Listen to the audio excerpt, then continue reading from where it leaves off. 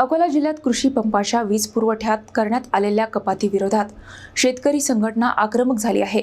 अखंडित वीज पुरवठ्याची मागणी करत जिल्हाधिकाऱ्यांना निवेदन देण्यात आले असून मागणी मान्य न झाल्यास आंदोलनाचा इशारा देण्यात आला आहे। वाढत्या उष्णतेच्या पार्श्वभूमीवर कृषी पंपाच्या वीज पुरवठ्यात करण्यात आलेल्या कपातीमुळे शेतकऱ्यांमध्ये तीव्र नाराजी निर्माण झाली आहे। या विरोधात शेतकरी संघटनेने जिल्हाधिकाऱ्यांना निवेदने सादर करत वीज पुरवठा पूर्ववत करण्याची मागणी केली आहे।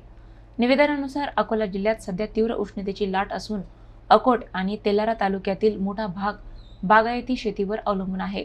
या भागात केळी, पान, पिपी तसेच पूर्व मान्सून कपाशीची लागवड मोठ्या प्रमाणात करण्यात आली आहे।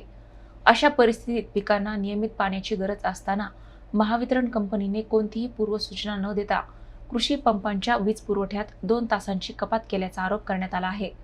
शेतकरी संघटनेच्या मते उद्योग, व्यावसायिक क्षेत्र तसेच इतर ग्राहकांच्या वीज पुरवठ्यात कपात करण्यात आलेली नसताना केवळ शेतकऱ्यांनाच या निर्णयाचा फटका बसत आहे। यामुळे पिकांचे नुकसान होण्याची शक्यता असून उत्पादनावरही विपरीत परिणाम होऊ शकतो।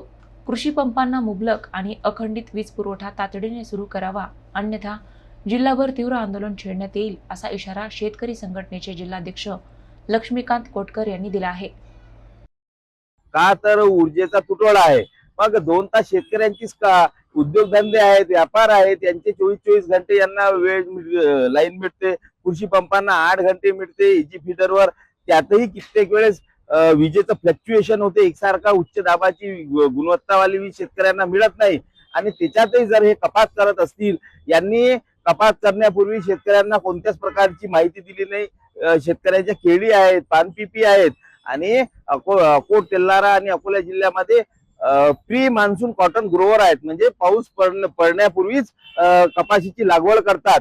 आता त्यांनी लागवड केलेली आहे, अशा याच्यात जर अचानक हे करत असतील, लाईन जर कमी देत असतील, तर हे शेतकऱ्यावर अन्याय आहे आणि हा अन्याय आम्ही खपून घेणार नाही। मोठ्या प्रमाणावर मोठ्या प्रकारे आम्ही आंदोलन